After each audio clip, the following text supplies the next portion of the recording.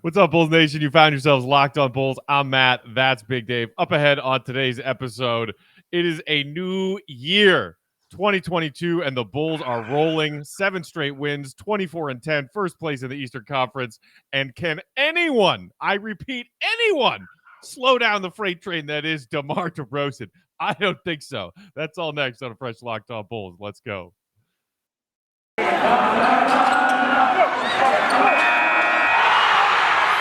You are Locked On Bulls, your daily podcast on the Chicago Bulls, part of the Locked On Podcast Network, your team every day. Here are your hosts, Matt Peck and Big Dave Watson.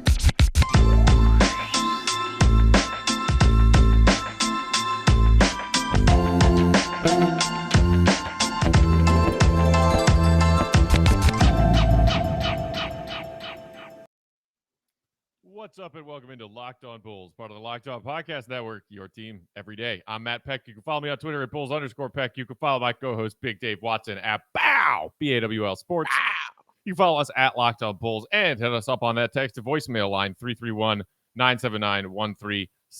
And we thank you for making Locked On Bulls your first listen every day. Big Dave, happy New Year, my friend. Are you ready for your first full calendar year of Locked On Bulls action, baby? Oh, man, it's coming. It's New Year's 2022. I'm still here on Locked On. I'm very excited, as always, to be with you, Matt, and to see your wonderful face. I'm glad you got back home safely. And, ready to start this, ready to talk about this team, Matt. What the hell? Back in the saddle. Appreciate everybody for giving Dave and I a couple of days off over the holiday season. But, I am back home in Chicago. Don't love it. There's some snow on the ground. There was no snow in Texas. But listen, the holidays for Bulls fans, pretty good, right? I mean, the Bulls keep things rolling. They've won 7 in a row, and we must start here, Big Dave. People have been kind of talking about DeMar DeRozan as a 5 to 10 MVP candidate through the first 35 or so games of this NBA season. When you think about what he has done consistently, when you think about his per game numbers, and especially his fourth quarter numbers, and then, I mean, back-to-back 3-point buzzer beater for the win shots. First time it's ever been done in NBA history, Dave. Matt, it's so much fun. It's so much fun to watch, and it's crazy. Because we talked about it on this show about what he would bring and what he would be to this team. We sat here and we preached the gospel on it to all y'all about what would happen with DeMar DeRozan. And it damn sure happened. But I don't think Matt and I thought it would happen to this extent, to where we're mentioning him in top 5 MVP voting, to where we look at it and we're like, how is he not top 5 MVP voting? We don't like it. It doesn't make sense now. You know what I'm saying? I don't think we saw it to that extent, like all NBA, like king of the fourth. You know what I'm saying? Like this kind of guy. But damn it, thank you for being that person, DeMar DeRozan, because it has been amazing to watch. Matt, that shot he hit in Indiana was just unbelievable. You watched him forget the time on the clock. You saw it. And you're just like, what the hell are you doing, DeMar? What are you doing? What are you doing? Oh my God, he's gonna shoot that. Oh my God. You know what I'm saying? And it was weird because you could tell it was a heave, but it seemed like a set shot for him, if that makes sense. Like it just seemed like he wasn't just like tossing it over his head or something like that. It still seemed like a kind of a set shot on good defense. It was good defense being played on him, and he's not a 3-point shooter. Let's deal with that as well. He don't shoot threes, and he's hitting game-winning threes to win it. And you didn't even need a 3 to win it. You could have took the mid-range like he does. Nope. I'm taking the 3. Game over. I mean, just the level of calm, that guy has. I think the Wizards broadcaster, after his second dagger in as many days, called him a cold-blooded killer. And I laughed when I heard that line, because I was like, that sounds really mean, but he's not wrong. And DeMar even said after the Indy shot, I thought I had maybe another second or two, and then I looked up and I was like, oh, I got to shoot this. And even still, no panic. And then maybe The shot against the Wizards was even more impressive. Yes. The shot against the Pacers was from further out and certainly not from range where you expect DeMar DeRozan to hit a shot like that. But he was double teamed in the corner. And DeMar talked after the game. The initial, effort was to try to run that back screen for Zach to pop out open, but Zach was well defended. And then got the ball into DeMar and, made one guy go sailing out of bounds with a pump fake. And then even still after the pump fake, credit to Bradley Beal, who contested that shot about as well as you can. And DeMar said, no, you know what? Doesn't matter. I'm going to drain it anyway. And one of the things that people said about DeMar when the Bulls brought him in, the naysayers, the NBA is leaving him behind because he's just mid-range. He can't shoot threes. Look, you and I have talked about DeMar taking those threes at the right moments while not letting that number of 3-point attempts per game climb into an area where you don't want it to be. You don't need it to be. And I think for the most part, he's done a pretty good job of that. In the fourth quarter, you know what he's shooting from behind the 3-point line, Dave? What is that, Matt? What's that? 54%. Shut up. And look, it's on a small number of attempts, obviously, but 2 of those makes that contribute to that 54% 3-point shooting in the fourth quarter have won the Bulls their last 2 games. And, I think it speaks to something bigger, which is the Bulls, we've talked about this. They lost these games last year. These kind of close games, 1 possession game, 2 possession game. Maybe you get the stop on the one end, but then, Zach doesn't get the shot he wants or misses the shot or the Bulls turn the ball over. They lost countless games like this. And Indiana and Washington, you could both argue, are games that the Bulls maybe did not deserve to win, but shouldn't have won and would not have won last season. And the reason is DeMar DeRozan. They say the difference between winning teams and losing teams. There are several things they say. Execution, you know what I'm saying? Just being, doing your best in the game, playing hard, all the way to the buzzer, all that kind of stuff. No, the difference between winning teams and losing teams is stars. That's the difference. And right now, the Bulls have a bona fide star in DeMar DeRozan and have another bona fide star in Zach LaVine. All right. Dropped 35 to keep them in that game when nobody was playing well.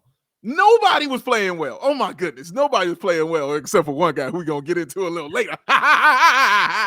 But yes, DeMar DeRozan, Matt, that shot in Washington, I agree with you. I was more impressed with that shot than the one that he did in Indiana, because even though it wasn't as long of a shot, like you said, he wasn't as deep or anything like that.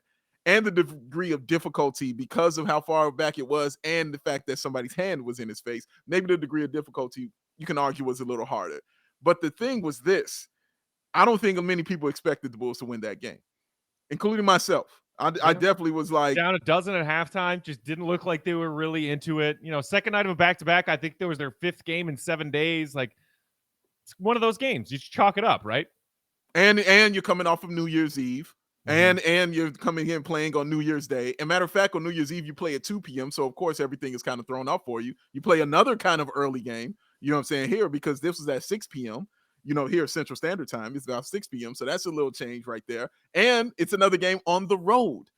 And, you know what I'm saying, like Matt said, you were down the whole game. They were being out-executed, out-hustled, out-everything that game. But thank goodness for another player we'll talk about later, and Zach LaVine.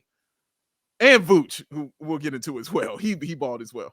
But DeMar DeRozan in that, after a great shot, and I'm talking about an incredible shot from Kuzma, who hit a 3 from way back, and he had not been shooting 3-point shots well this season. He just hasn't been. But he hit that 3, man, and I mean with no hesitation. You just thought it was over. You watching Daniel Gafford do the twist on the sideline. You watching Denny Javier just party. They just knew it was a wrap. 3 seconds left. He gets the ball baseline, pump fakes, gets one guy to miss, and goes up, like you said, on Bradley Beal right in his face and drains it. Listening to DeMar DeRozan break that down, Matt, was mind-blowing to me, because he's talking about it in such a way that he had 15 minutes. Mm-hmm. You know what I'm saying? Like, he was like, well, I knew that if I pump fake, then the guy was going to jump, and all I had to do was reset my feet and get set and make sure I was behind the 3-point line or the baseline and then Right. shoot the ball. What? Yeah. Oh, by the way, I did this in 3 seconds. You know what I'm saying? Like, that's insane. And matter of fact, even less than 3 seconds, because he had to get it off before the shot hit at 0 at 3 seconds. So that's about 2 seconds he had to do all of this. And he did all of it, Matt. And it was just mind-blowing to just watch it. I lost my mind when he hit it. 7 games in a row. I haven't seen this happen since Zach LaVine's injury season, when they had that fluke 7 games in a row when Nico was just going crazy and it just destroyed everything that we were working for. But that was the last time a 7-game winning streak happened, y'all, for this team. Forget that. I think that was my least favorite 7-game winning streak in the history of sports. It was everybody's least favorite. Everybody's Chicago's least favorite. Okay? What are you doing? What are you doing, dog? What are you doing? But man, this one is legitimate. And just like this team, man, this one is super duper legitimate, man. It's so amazing. DeMar had said recently, after one of his many clutch fourth quarters, like, as long as I have time, I feel like I can give myself and my team a chance to win. Yeah. And in both of those instances, I thought he doesn't have enough time to get this shot up, and somehow he did. It's like things move in slow motion for him, and he distills that level of calm, especially late in tight games, to his teammates who are starting to make some of those big plays late in close games the ways that they didn't used to before he arrived. And honestly, like, it's DeMar has rebranded the Bulls culture. And we still believe in a lot of ways that this is Zach LaVine's team. DeMar came and joined Zach. Zach has established himself as the star that was already here, but Zach didn't win until DeMar got here. And I think that Zach is perfectly okay with the fact that things are the way they are now. I want to talk a little bit more about that. And then, as you said, we got to talk about Coby. We got to talk about Vuce. We'll do all that up on deck. But first, Big Dave, tell the people where they can get themselves some delicious protein bars to kick off 2022 on the right foot.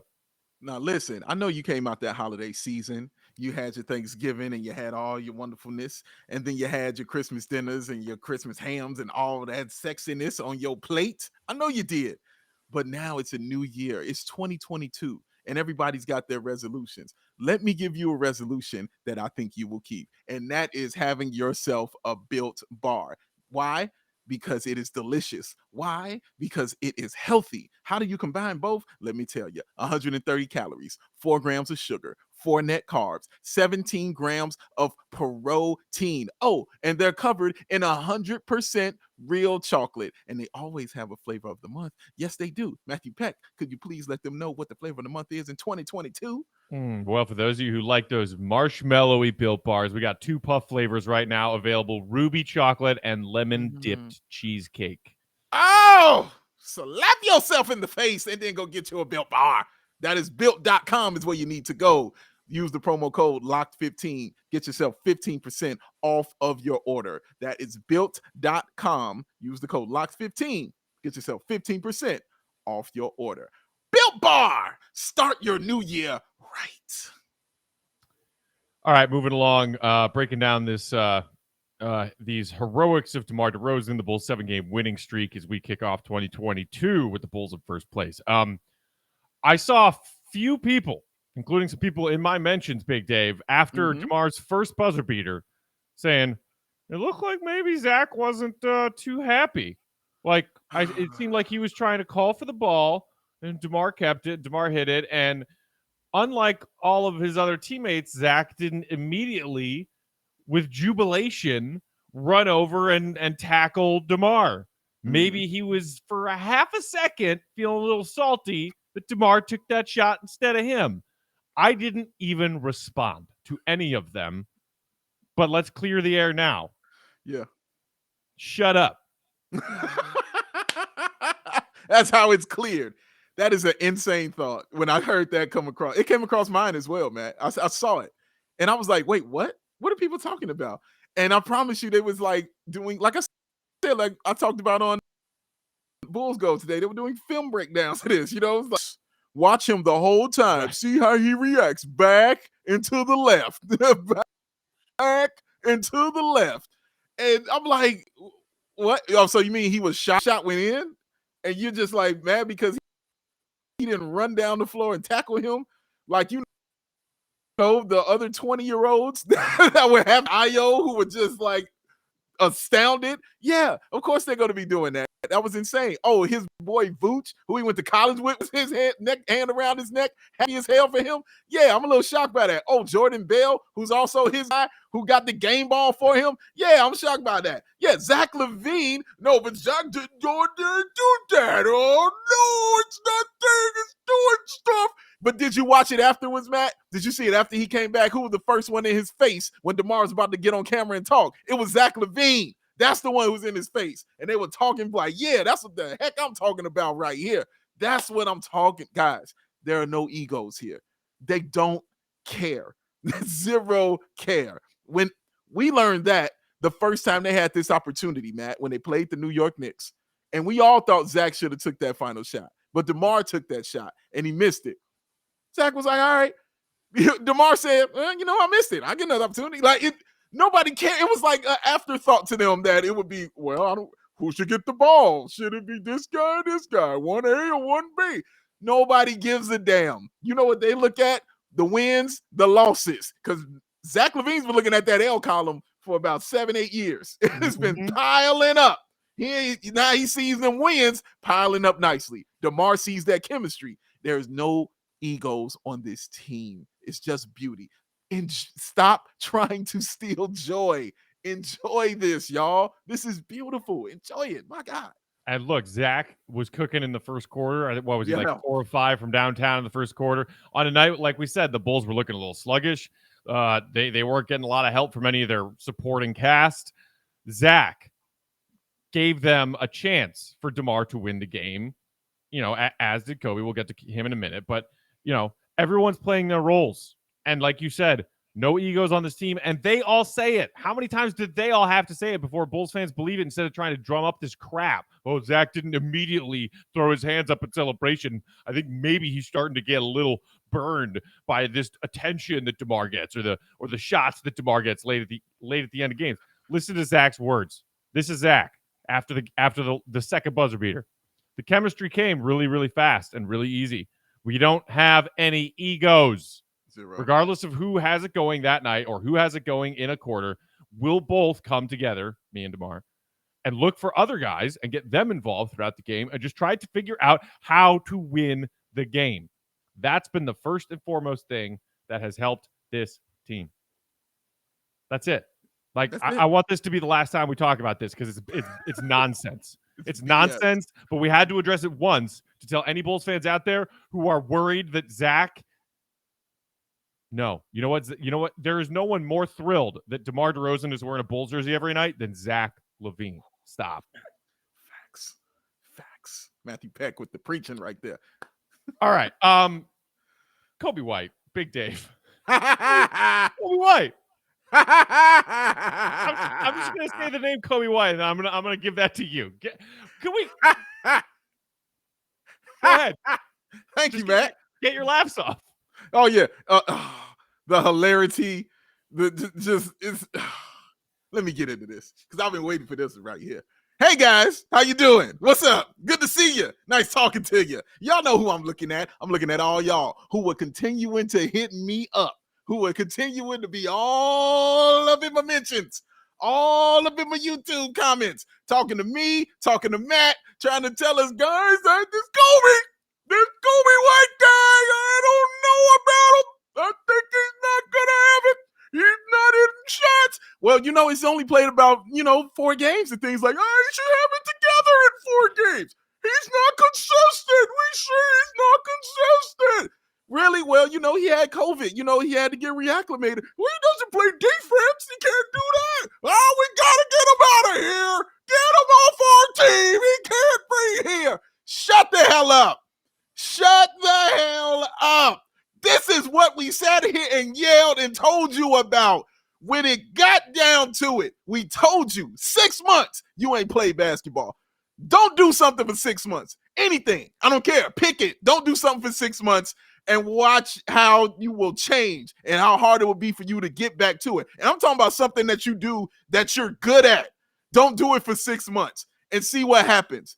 Coby White couldn't play, couldn't practice, couldn't be with the team, brand new teammates, new coaching staff, all this stuff, brand new to him. The only person that he knew was Patrick Williams and Zach LaVine. They're the only people he really knew, all right? He didn't really know nobody else. He's getting brand new to it, getting reacclimated, getting back to a new position because he's going to the bench. Before he was starting. Now he's going back to the bench. Getting all this stuff together, okay? Comes in, plays a few games, doesn't look great, but he's showing, those flashes and things that I'm looking at because like I was coming on here and saying, I liked his defense. I thought his defense was looking solid. And Matt, wisely, because Matt, has to wait. He's got to see more first. And I appreciate that about him. He was like, I got to see a little bit more. But I'm like, it's there, Matthew. I just got to see it. Just got to see it. Here comes health and protocols. He goes back out. So that shuts him down. Then he comes back in, and you start to see it.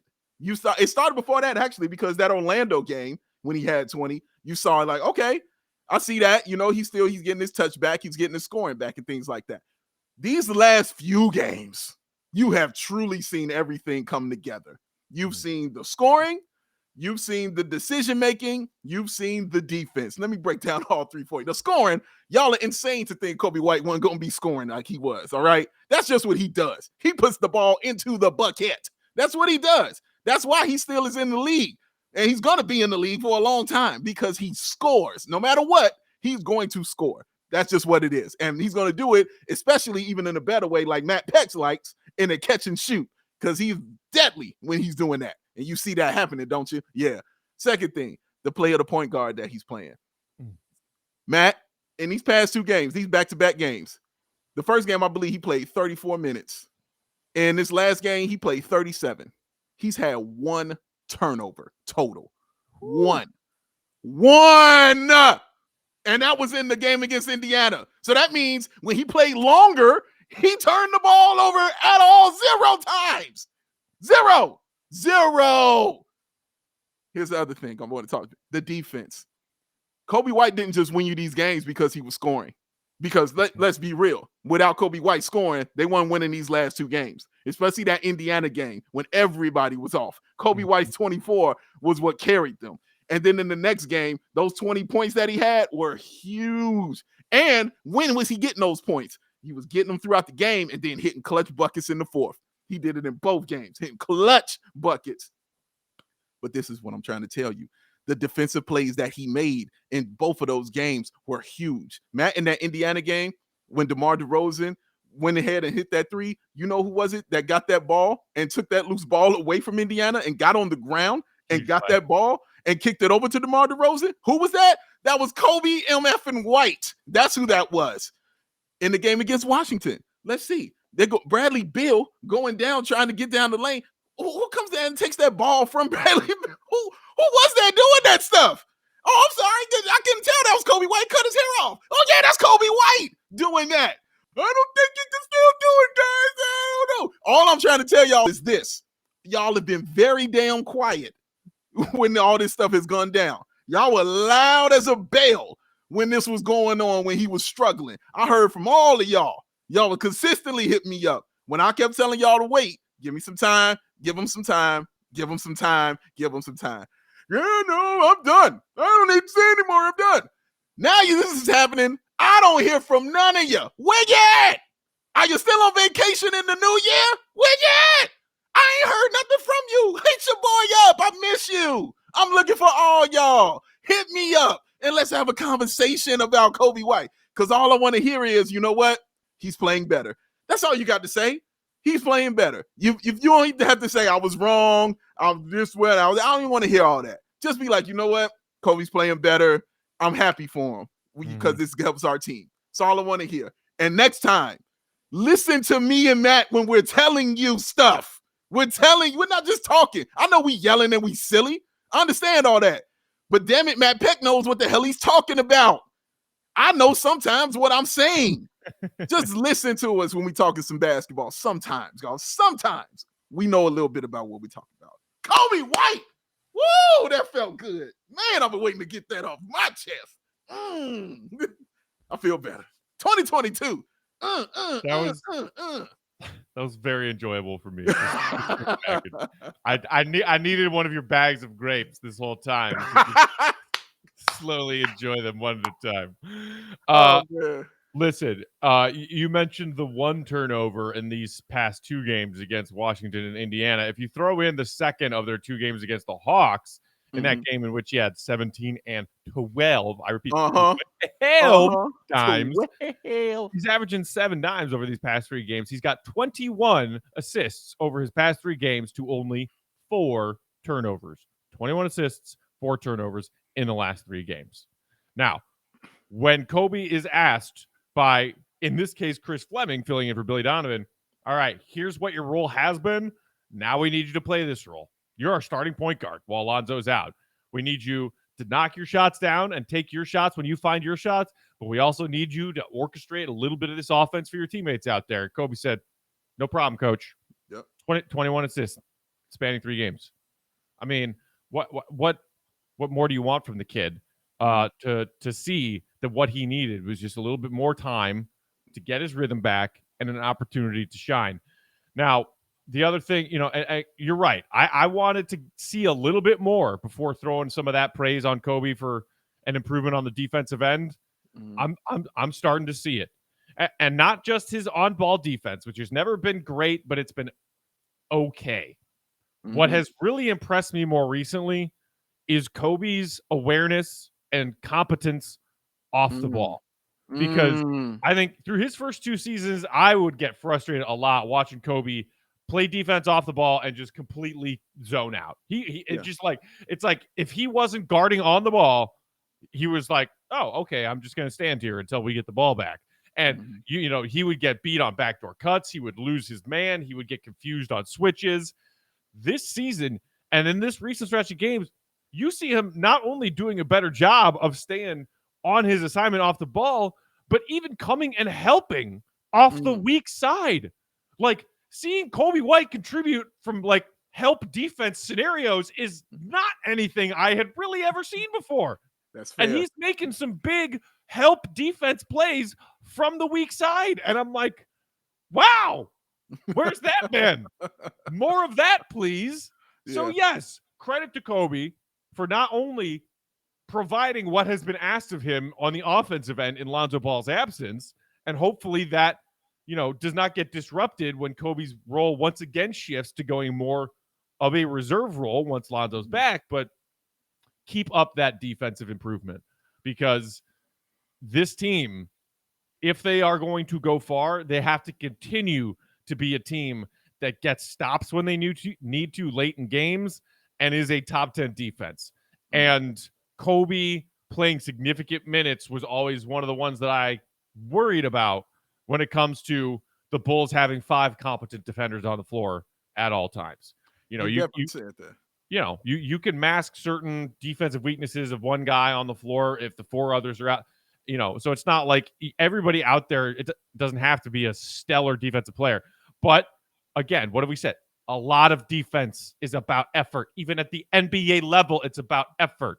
Yeah. Coby's focus and effort, especially his off-ball defense, from what I have seen, is improving, and credit to him for that. Last thing before we get out of here, Big Dave. Speaking of Bulls players who have been certainly a focal point among the fan base to nitpick and criticize despite the team's early season success, can we give it up one time for the big man? Nikola Vucevic. My goodness.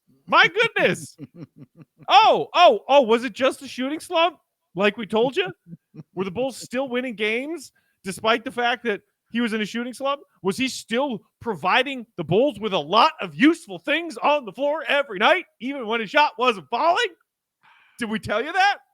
Did Big Dave and I sit here and say, hey, everybody who's out there on Bulls Twitter saying, Vooch sucks, this guy sucks, this guy's trash. Did we tell y'all to calm down a little bit? I think we did. We did. We did. Goodness gracious. I mean, Zach and DeMar, an amazing 1-2 punch. We said, if the Vooch, who's a 2-time All-Star, like Coby has struggled to do, but we believed it would happen, would find comfort in his role with new teammates and readjusting to being the third offensive option on his team every night and come out of that shooting slump, do you think that might add yet another level of potency to just how good this Bulls team can be? And you and I were thinking about that potential and that possibility while a lot of Bulls fans were saying, this guy sucks, get rid of him for a 10 to 15 game shooting slump. Yeah. I mean, it's come insane, man. Yeah. It's insane. Watching him, like you said, come into that role where he's like, okay, I'm the third guy. I'm comfortable right here. This is where I need to be. Thank you. All right. I just needed to figure that out because, again, he's number one his whole, I shouldn't say whole career, but the vast majority of his career in Orlando, he's the number one option. You know what I'm saying? Like, and as a guy who's not the primary ball handler, that means you're used to having the ball in your hands a lot. So probably not having that as much, you know what I'm saying, in spurts, because they were giving it to him, of course, when they would first start the game. And you would see them, especially Lonzo and Zach, were definitely trying to feed him, you know what I'm saying, so he can get off and do his thing. But throughout the game, not being the guy who has to have the ball in his hands all the time was different for him. What I also like what Zach did, Matt, in that game against Washington was that play he threw to Vooch before DeMar hit that shot. He had DeMar at the 3-point line where he could have got him the ball, but he went over to Vooch on a great pass, by the way, because he fooled the defender and bought Vooch some space when he did that. And I hadn't seen that previously. Last time I saw that was the New York Knicks game when they gave him that trailer 3 and he cut that lead to 1. But this one was to take the lead, and I thought that was a great play. And it says something about Vooch, you know what I'm saying, and how they feel about him, that they trust him in those moments as well. Other thing I wanted to talk about, Matt, was one. I remember people were arguing about his rebounding. They were telling me like, oh man, well, he's got to get a bunch of rebounds. This guy should be getting like 15 a game, 15, 20 rebounds a game. I was like, all right, maybe, but he's in a slump right now. Everything is predicated on his scoring. He has shown you that his defense is and his offense. Let me tell you what he was in rebounding since probably the day after Christmas, man. Let me just run these down. 15, 17, 20, 16, and 12. And when that 12 hit, that was in a back-to-back, and he scored 22 points. So it's different because he's comfortable now. Now he knows his role and what it needs to be in this game. And also in that 17 rebound game, he also had 6 assists and like 4 blocks, a stat line that nobody has ever had in the history of the NBA with those 24 points. 24 points, yeah. Yes, to go with that, and then 24. The shooting has been better. The percentages have been much, much better. And it feels like he's taking more threes, which tells me he's comfortable doing that. I don't have a problem with Vooch shooting threes. I was getting into arguments with people before the season started. He's taking too many threes. Big guys should be down there getting rebounds. Well, how about he shoot 8 threes and get you 20 rebounds? He can do both of those things. He's showing you what the talent that you have. Look at this human being. This ain't normal. A dude who can shoot like this and rebound like that and also pass the basketball. That's not normal. I guarantee you it's going to be a game, Matt, where he wins it for the Bulls by himself, where he's going to have a just stupid, monstrous game. Like he's already had one, but I'm talking like a 30-plus, 15, 16 rebound, 7 assists, 3 block, 2 steal game where he hits like 5 threes. It's going to happen because that's how good he is. And all those numbers I gave you are things that are not unachievable for him because we've seen him do it. He's that good. You don't trade that. You hold on to that. You want that on your team because you're gonna need it, especially in them playoffs, man, when it gets to a half-court offense. Shout out to Vooch for just continuing to work and do his thing, man. It's beautiful to watch him be comfortable, man. It really is. The Bulls went 10-2 in December. Vooch shot 36.5% from behind the 3-point line in the month of December. He averaged 17.5 points and 11.5 boards and 2.5 assists and 1.3 blocks. I mean, yeah. Look, the scoring is going to come up. You mentioned the rebounding nitpick issue that some people have. Well, if he can't if he's not going to make his shots, can he at least rebound? You know, the rebounding numbers have been really big recently, but even across the entire season, Vooch is averaging 11.5. 7th leading rebounder in the NBA. 7th. Slump. He's not good enough. That's in a slump. He was still like, that's what I couldn't understand, man. Like, even when they were talking about the slump, I'm like, he's averaging 15 and 11. Like, wait a minute. Like, right. That's good. As the what? As the third option. Three, y'all. What do you want? Your third option averaging 25 a night? What is that? What is that? It doesn't make sense. It's not a thing. That's not a thing options do every night. It's not a thing. He's right. It's not a thing. Yo. Well, I want Vooch to average 30, and Zach and DeMar to each only average 15. Oh man! And then we told you it didn't work. We told you. Look at that. They're slumping. They're struggling together. Y'all gonna have to learn to be happy. That's all I'm trying to tell you. You're gonna have to learn to be happy, man, and enjoy this and appreciate it. Just look at what we have, man. You're 24-10. You out here winning with Matt Thomas.